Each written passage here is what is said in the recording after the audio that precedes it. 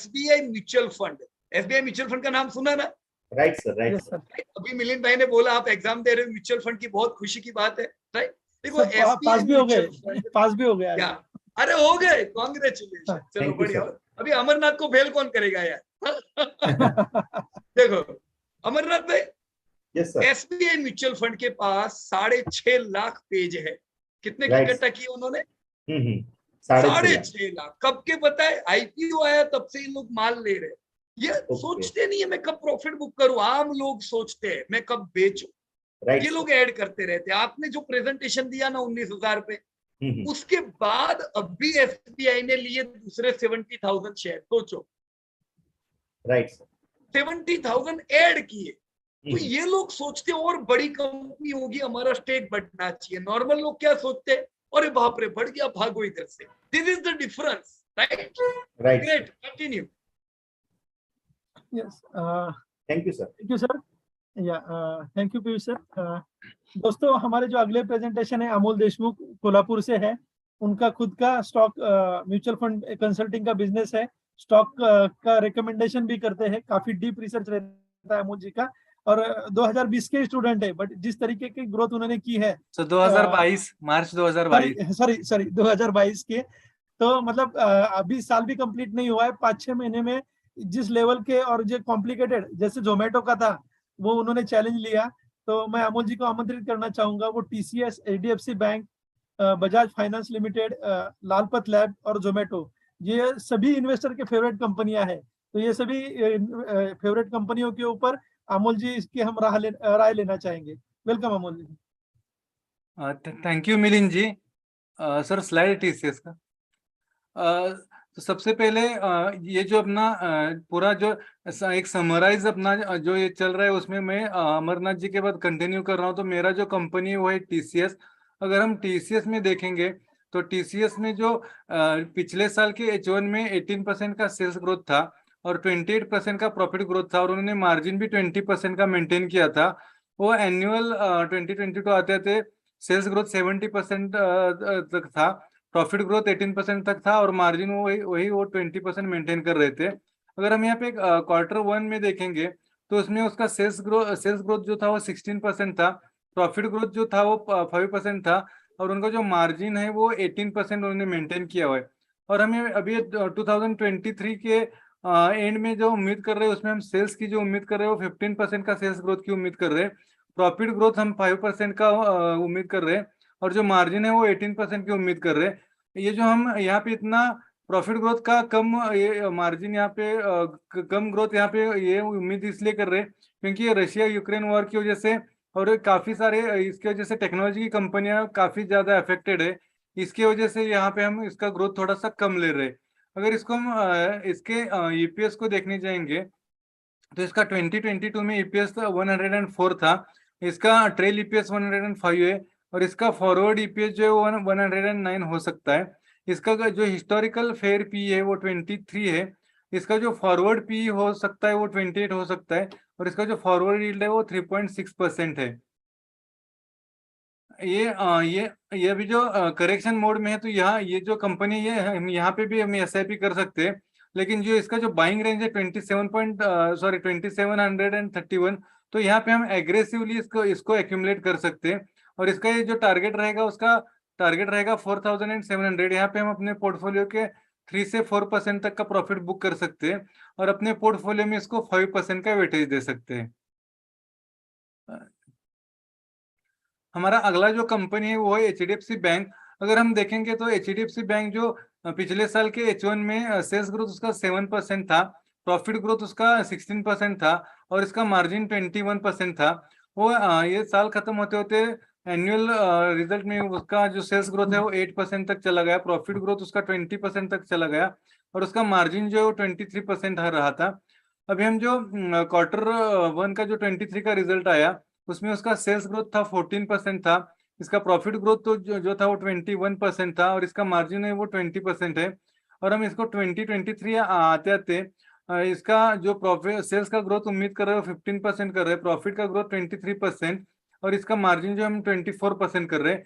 ये जो हमको यहाँ पे इसका जो सेल्स ग्रोथ और प्रॉफिट ग्रोथ जो कम दिख रहा है, उसका रीजन क्या है कि कोविड के बाद से हमारा क्रेडिट ग्रोथ म्यूटेड था, तो इसकी वजह से ये कंपनी भी, जैसे इंडस्ट्री जो है प्राइवेट सेक्टर बैंक का, ये भी हमारा अफेक्टेड थी।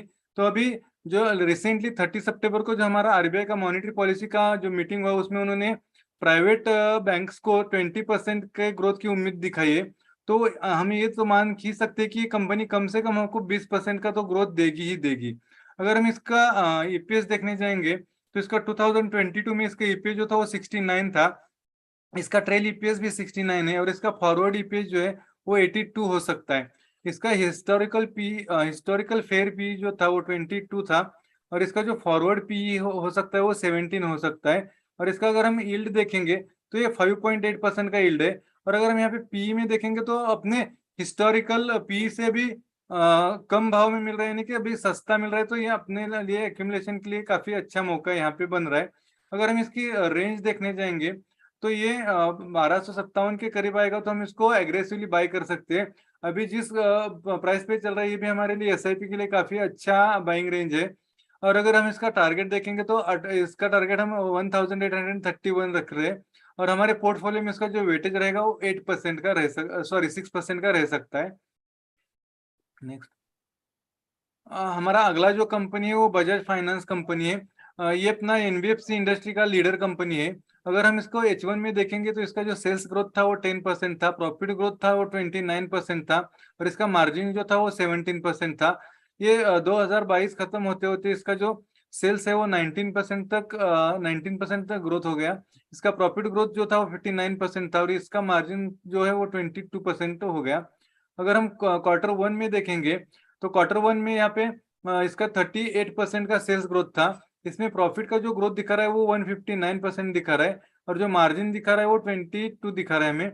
और अगर 2023 में हम अगर उम्मीद रखेंगे तो इसमें सेल्स में हम 25% के सेल्स ग्रोथ की उम्मीद रखेंगे, प्रॉफिट में हम 30% के 30% की ग्रोथ की उम्मीद रखेंगे, और मार्जिन हम यहाँ पे 27% रखेंगे। अभी हमें यहाँ पे जो 159% का यहाँ पे ग्रोथ दिख रहा है, इसका रीजन ये है कि ये पिछले समय पे लो क्रेडिट ग्रोथ की वजह से थोड़ा सा अफेक्टेड था, इसके लिए हमें यहाँ पे इसका प्रॉफिट ग्रोथ इतना ज्यादा दिख रहा है। अगर हम इसकी ईपीएस की बात करेंगे तो इसका 2022 में ईपीएस 117 था, इसका ट्रेल ईपीएस 124 है, और इसका फॉरवर्ड ईपीएस 157 तक हो सकता है। अगर हम इसका हिस्टोरिकल फेयर पी देखें तो वो 32 है, और इसका फॉरवर्ड पी 52 हो सकता है, और इसका जो फॉरवर्ड यील्ड है ये 1.91% हो सकता है। अगर हम इसको एक्यूमुलेशन के लिए देखेंगे तो इसका बाइंग का जो रेंज है वो 5950 है, जहाँ पे हम एग्रेसिवली इसको बाय कर सकते हैं। अभी भी जिसका इसका जो लेवल चल रहा है वो भी हमारे लिए एक एसआईपी के लिए अच्छा लेवल है, और ये जब 9800 पे पहुंच जाएगा तो हम थोड़ा सा इसमें प्रॉफिट बुक कर सकते हैं, और हमारे पोर्टफोलियो में इसका वेटेज जो है 4% रह सकता है। ये अगला जो कंपनी ये लालपेट लैब है। अगर हम इसमें देखेंगे तो इसका जो 2022 का H1 था, इसमें इसका सेल्स ग्रोथ 18% था, प्रॉफिट ग्रोथ इसका 7% था, और इसका मार्जिन 20% था। ये एनुअल आते आते इसका जो सेल्स ग्रोथ है वो 31% तक बढ़ गया। इसका प्रॉफिट ग्रोथ 18% था, और इसका मार्जिन था वो 16% है। अगर हम क्वार्टर 1 के 2023 में देखेंगे तो इसका ग्रोथ निगेटिव है, -17। इसका प्रॉफिट भी -57% है, और इसका मार्जिन 12% है। अगर हम 2023 में देखेंगे तो हम इसमें सेल्स ग्रोथ की भी उम्मीद नहीं कर रहे और ना ही प्रॉफिट ग्रोथ की उम्मीद कर रहे हैं। हम खाली ये उम्मीद कर रहे हैं कि 15% तक का मार्जिन यहाँ पे मेंटेन कर सकता है। और ये जो हमें यहाँ पे दिखा रहा है निगेटिव जो फिगर्स हमको दिखा रहे हैं, फिर हम जो इसमें सेल्स और प्रॉफिट का उम्मीद नहीं कर रहे, इसका रीजन ये है कि पिछले टाइम में कोविड था, तो कोविड की वजह से इनको काफी ज्यादा धंधा मिला था, जो कि अब कोविड की इफेक्ट खत्म हो गई तो उनका वो बिजनेस उनका वहां पे कम हो गया। इसकी वजह से हमें यहाँ पे हम इसका प्रॉफिट और सेल्स में ग्रोथ नहीं कंसिडर कर रहे।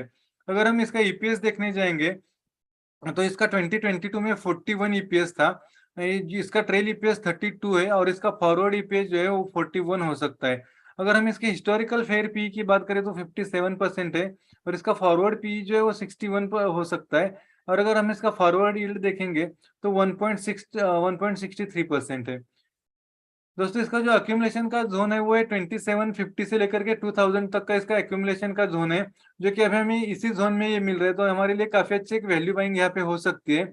और इसका जो टारगेट है, इसका टारगेट हम 4000 पकड़ के चल सकते हैं, और हमारा जो पोर्टफोलियो उसमें हम इसको 3% तक का वेटेज यहाँ पे दे सकते हैं। दोस्तों मेरा अगला जो कंपनी है वो जोमेटो है। अगर जोमेटो हम देखेंगे तो ये वैसे तो लॉस मेकिंग कंपनी है, लेकिन अगर हम इसमें देखने जाएंगे तो इसका जो पिछले साल का H1 का जो ग्रोथ, सेल्स का जो ग्रोथ था वो 170% था, इसका जो प्रॉफिट का ग्रोथ था वो 141% था, और इसका जो मार्जिन था वो -43% था।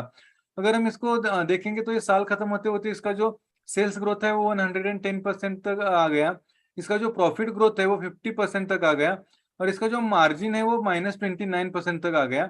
अगर हम Q1 2023 की बात करेंगे तो इसमें 67% का प्रॉफिट सेल्स ग्रोथ आया है, 48% का प्रॉफिट ग्रोथ आया है, और इसका मार्जिन जो -13% है। अगर हम यहाँ पे मार्जिन में देखेंगे तो एक बात अच्छी है कि यहाँ पे हमारा मार्जिन काफी सुधर रहा है, तो इसकी वजह से हम जो 2023 है आते आते उसमें हम उम्मीद कर रहे हैं कि इसका सेल्स 37% से बढ़े। इसका प्रॉफिट तो अभी लॉस मेकिंग कंपनी, तो प्रॉफिट की तो हम उम्मीद नहीं कर रहे, और ये मार्जिन -24% तक का मेंटेन कर सकती है। अगर हम देखेंगे तो यहाँ पे इसका जो ईपीएस है वो 2022 में -2 था, इसका जो ट्रेल ईपीएस है वो -3 है, और इसका जो फॉरवर्ड ईपीएस है उसका वो -2 है। अगर हम इसका हिस्टोरिकल फेयर पी देखने जाएंगे तो वो 31 है, इसका फॉरवर्ड पी जो 31, वो भी 31 है। अगर हम इस पूरे सिनेरियो को देखेंगे तो इसका जो फॉरवर्ड पी है वो हमारे यहाँ पे 40 से 45 के बीच में आना चाहिए, लेकिन ये जो लॉस मेकिंग कंपनी है तो इसकी वजह से हमें यहाँ पे इसका पी कम दिखा रहा है। और अगर हम इसका फॉरवर्ड यील्ड देखेंगे तो वो -3.28% है। Next sir. अगर हम इसको बाइंग के लिए देखेंगे तो बाइंग का जो इसको जो इसका बाइंग जोन है वो 47 है, और इसका जो टारगेट रहेगा वो 120 रह सकता है, और हमारे पोर्टफोलियो में 0.5% का हम वेटेज रख सकते हैं। तो दोस्तों ये थी मेरे प्रेजेंट की हुई कंपनियां। तो hand over to Milind sir. Thank you sir. या थैंक यू अमोल जी। जोमेटो का रिसर्च करना सच में बड़ा टास्क था, एंड आप नए थे फिर भी आपने एक बेहतरीन चैलेंज एक्सेप्ट किया और जोमेटो का बहुत डीप में रिसर्च किया। आपकी जो कंपनियां हैं आपने बताई है, इस बहुत से इन्वेस्टर के पोर्टफोलियो में है, तो आपने जो बेहतरीन रिसर्च किया है उसके ऊपर मैं पीयूष सर की एक मास्टर ओपिनियन लेना चाहूंगा। मिलिंद भाई, अमोल भाई का तो वैसे भी जोरदार कहना चाहिए, ताली लगानी चाहिए, क्योंकि ये Yes, अभी इनकी बैच खत्म हुई है और 4-6 तुरंत महीने इन्होंने में कोई पार्ट इतना किया और ग्रोथ देखो एकदम थैंक यू कमाल सर। किया। Thank you sir. क्या कह रहे हैं मिलिंद भाई? 4-6 महीने में कोई स्टूडेंट इतना प्रोग्रेस कर सकता है, ये सच में बहुत बड़ी बात है, and really proud of Amol ji. या यस, बहुत मेहनत है उनकी, डेडिकेशन है और कंटिन्यूटी है। मैं सभी स्टूडेंट को भी यही बोलना चाहूंगा, देखो कोई स्टूडेंट बहुत फास्ट हो सकता है, कोई स्लो हो सकता है, बट अगर कंटिन्यूटी आपके पास है तो आपने देखा रहेगा कि हर क्वार्टर में यही कंपनियां आती है। तो जस्ट आप टिके रहे मार्केट में, सीखते रहे रोज थोड़ा थोड़ा, तो कोई भी स्लो से स्लो स्टूडेंट भी बेहतरीन स्टूडेंट हो सकता है। बराबर है, सही बात है। तो ग्रेट अमोल भाई, और बहुत खुश हूं आपका सब डेटा देख के। आपने एक जो कंपनी पहले बताई डेट वाज टीसीएस, जो सबसे लीडिंग आईटी कंसल्टिंग की कंपनी है, बेस्ट है, डेब्ट फ्री है, लो लीज लायबिलिटी है, कंसिस्टेंट मार्जिन है, क्या क्या कहें इनके लिए, ग्रेट। पर इनका जो बिजनेस है, इनका अकेले का नहीं, ओवरऑल टेक्नोलॉजी का ज्यादा धंधा डेवलप कंट्री से आता है। तो अभी उम्मीद नहीं करने की, अभी क्या उम्मीद करेंगे, चलो इनका बिजनेस पे थोड़ा एक ग्रहण है अभी, क्योंकि जहां से धंधा लाते वो अफेक्टेड है, तो कोई बात नहीं, हम भी प्रिपेयर है, थोड़ा समय करेक्शन में रहेगा, आपको सस्ता लेने को मिलेगा, राइट। इनफैक्ट देखो अभी बायबैक आया था और टाटा सब ने कितने मार्च महीने में कितनी बड़ी क्वांटिटी ली, तो वो तो कितना महंगा लेके बैठे। पर ये याद रखो, ये बार बार बायबैक करते जा रहे हैं, तो प्रमोटर खुद महंगा ले रहा है, उनको पता है कि ये आपको 1-1.5 साल में वो महंगा सस्ता दिखेगा, right. So great. HDFC bank देखो यहाँ पे बैंड ऑफ द ट्रेंड है, कैसे कह सकते हैं, बुरे हाल थे, बढ़िया क्रेडिट ग्रोथ। अमोल भाई ने अभी आरबीआई की बात की कि क्रेडिट ग्रोथ बढ़ के आया है, तो बिस्ट का उम्मीद करो। इन्होंने अभी अपना डेटा अपडेट किया, बोले हमारा जो क्रेडिट है, जो हमारे एडवांसेस है 23% से बढ़े, तो इनका धंधा अभी Q2 में कैसा बढ़ेगा? 23% तो उम्मीद रखनी चाहिए ना, तगड़ा सेल्स ग्रोथ आएगा, मस्त एकदम, करेक्शन मोड में है, एक्यूमुलेट करना चाहिए। बजाज फाइनेंस, यही आरबीआई की मीटिंग में हमने एक और चीज बताई थी कि रिटेल फाइनेंस का ग्रोथ 30% प्लस है। देखो बजाज फाइनेंस ने भी अपडेट किया कि उनका एयूएम कितने परसेंट से बढ़ा होगा, बताओ चलो। अपने को अपडेट की जरूरत ही नहीं थी, आरबीआई से पता चलना चाहिए कि बजाज फाइनेंस का कितना बढ़ेगा एयूएम। इन्होंने अपडेट किया अभी 2 दिन पहले कि उनका एयूएम 31% से बढ़ा है। I repeat 31% growth during Q2। तो अब Q1 से Q2 और बढ़िया, क्या फिर टेंशन है। बजाज फाइनेंस धमाकेदार रिजल्ट आएंगे दोस्तों। डॉक्टर लालपत लैब इधर उम्मीद करने की ही नहीं। अगेन अपोलो हॉस्पिटल जैसा सिनेरियो, राइट। धंधा कम होगा, प्रॉफिट कम आएंगे पूरे साल, पर Q1 से बहुत अच्छे रिजल्ट आएंगे, बराबर। क्योंकि वेव 1 में Q1 था, वेव 2 में कोविड था, उसके बाद थोड़ी ना था। Q1 के बाद तो इंप्रूवमेंट है, तो अब इनके बिजनेस इंप्रूव करके आएंगे। पर आप उम्मीद मत रखना कि ये साल धंधा ना प्रॉफिट ना सब बढ़ के आएगा, राइट। तो क्या करने का, एक्यूमुलेट करो। पर पहले क्या एक्यूमुलेट करने का, HDFC बैंक, बजाज फाइनेंस जहां पे ग्रोथ है। एंड लास्ट आपने बताया जोमैटो, एकदम शांति से। पहला तो अमोल भाई ने इसका रिसर्च किया, वही कमाल की चीज होगी, राइट। गुड। इन्होंने बहुत इंपॉर्टेंट डेटा बताया, अगर आप लोगों ने नोट किया तो, कि Q4 से जोमैटो प्रॉफिट में आने वाली है, ऐसा प्रमोटर का कहना है। Q4 में अगर नहीं भी आई तो Q1 में तो आई जाएगी अगले साल, राइट। तो मतलब अब क्या उम्मीद करेंगे, प्रॉफिटेबिलिटी आनी चाहिए अगले साल से, राइट। लोअर लेवल पे एक्यूमुलेट करो ना, बहुत ज्यादा नहीं कर लेने का है। बहुत कितना इन्होंने पोर्टफोलियो बताया, 0.5% में क्या नुकसान होगा, राइट। सो वेरी गुड, बढ़िया रिसर्च आप सबका, and I am extremely happy.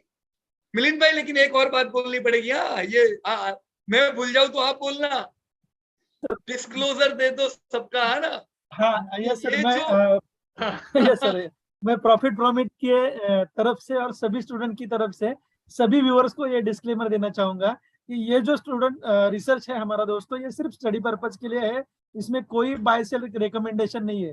Profit from it कभी भी कोई टिप नहीं देता है। It is not trip giving company. हमारा काम Right. एजुकेशन का है और हमारा पूरा फोकस इन्वेस्टर को इंडिपेंडेंट बनाना, खुद का पोर्टफोलियो वो खुद मैनेज कर सके। कोई उनको गलत सलाह दे भी तो उनको समझ में आए कि सही रास्ता क्या है। तो ये सही रास्ता दिखाने वाली इंस्टीट्यूट है। तो मैं आप सबको बोलना चाहूंगा कि जो भी आप पोर्टफोलियो की कंपनी हम बता रहे हैं, अगर आप लेना चाहते हैं तो आप खुद का रिसर्च रखें। आप